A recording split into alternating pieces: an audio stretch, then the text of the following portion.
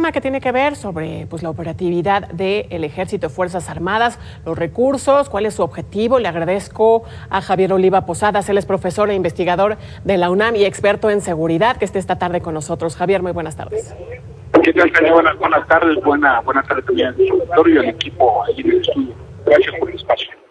Gracias, Javier. A ver, pues el uso de las Fuerzas Armadas en tareas de seguridad no ha logrado pues este objetivo de reducir los niveles de violencia, ni ha logrado la pacificación del país. Sin embargo, pues ya tiene nuevas tareas, ¿no? Un montón de tareas, más de 20 que le fueron asignadas pues en el inicio de esta administración, y con el paso del tiempo hemos visto que les han asignado más y más y más. ¿Qué decir al respecto?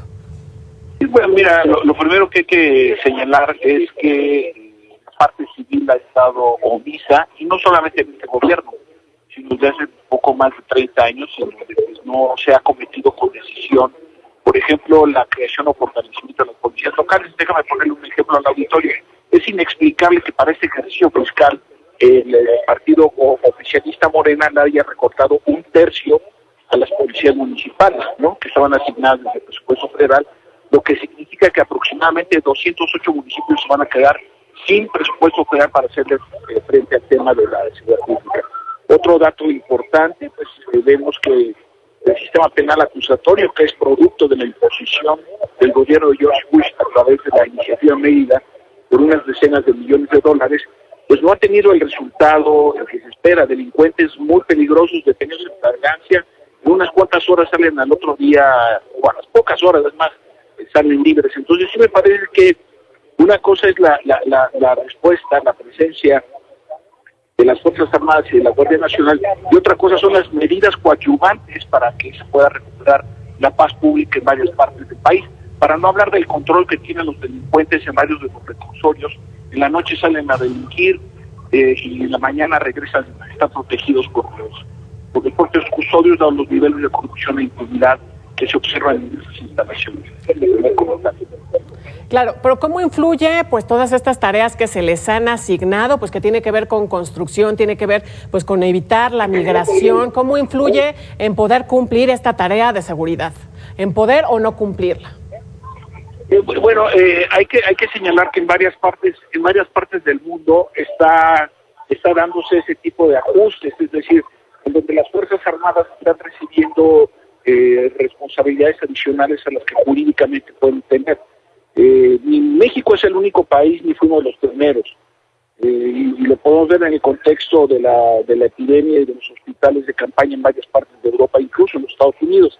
Entonces, estas tareas quizá en algún momento dado pudieran ser susceptibles de algunas observaciones críticas en la opinión pública, pero me parece que no toman en consideración lo que, no estoy diciendo que por eso sea necesario hacerlo, pero también es una inercia que se está dando en la mayor parte de las democracias liberales en el mundo.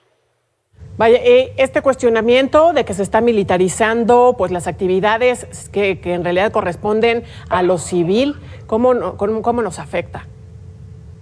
Bueno, mira, a mí este es otro tema. Por ejemplo, el tema de la militarización es otro mito, porque no hay aumento en el presupuesto de la Sedena ni de la Semar. El presupuesto que están recibiendo para el tema del aeropuerto, la construcción de las sucursales bancarias está etiquetado. No se están creando nuevas plazas para elementos militares, se están transfiriendo personal militar, tanto de la Armada como de la Defensa, a la creación de la Guardia Nacional. México es el país que peor trata a sus Fuerzas Armadas de acuerdo a los estudios internacionales con referencia al Producto Interno Bruto. México le dedica el 0.5% desde hace años, solo nos supera Guatemala con el 0.4%, y para darnos una idea, Colombia le dedica el 3.6%, es decir, 7 veces más que México. Entonces sí me importa mucho, y sobre todo en un espacio como el tuyo, Tania, pues más que analizar consignas, pues analizarlo con datos y con estudios para poder tener una posición más objetiva en el análisis de las relaciones civiles militares en México. Precisamente para que nos ayudes a entender, porque bueno, mucho se habla de que se está fortaleciendo esta parte pues de las Fuerzas Armadas, de la Secretaría de la Defensa Nacional, pues entregándole el control de lo que va a ser pues esta terminal aeroportuaria, además pues la construcción del Tren Maya. A futuro, al terminar este sexenio, ¿qué podemos esperar? Pues mira, yo creo que la evolución de las relaciones civiles militares en México han encontrado en esta administración, no vamos ni a la mitad seguridad, un nuevo ambiente, un nuevo entorno, y lo que sí no me queda duda es que a diferencia de otros estamentos militares latinoamericanos incluso, en donde en proporción al número de labores que se les encomiendan por parte del Poder Civil, aumenta su poder político. En el caso de México no es así. Ya hablé del presupuesto, hasta donde he revisado la lista de candidatos a diputados, no encontró más que un militar, y no por Morena. No hay gobernadores de extracción militar, salvo los 2 secretarios que están en el gabinete, que es lo que corresponde también. No hay otras tradiciones. Entonces, sí me parece que a veces se discute más con consignas que con argumentos específicos sobre este tema. Entonces, ¿no va a salir fortalecido el ejército al concluir este sexenio? Solo todo eso estará en función del presupuesto que se le hace. Si hay presupuesto incrementado y hay recursos para crear nuevas plazas y para nuevos militares, si hay un importante incremento en este tipo de planteamientos, podríamos decir que entonces sí estaríamos en condiciones de hablar. Pero en el momento que estamos haciendo esta entrevista, nada de eso va a pasar.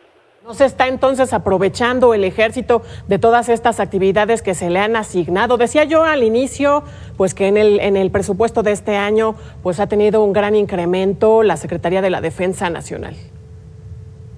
Pero el presupuesto efectivo, operativo, como se le conoce técnicamente, no ha aumentado. Ahí está el tema. Javier Oliva Posadas, profesor e investigador de la UNAM y experto en Fuerzas Armadas. Gracias por estos minutos con Mega Noticias. Gracias, Tita, en el contrario, buenas tardes. Buenas tardes.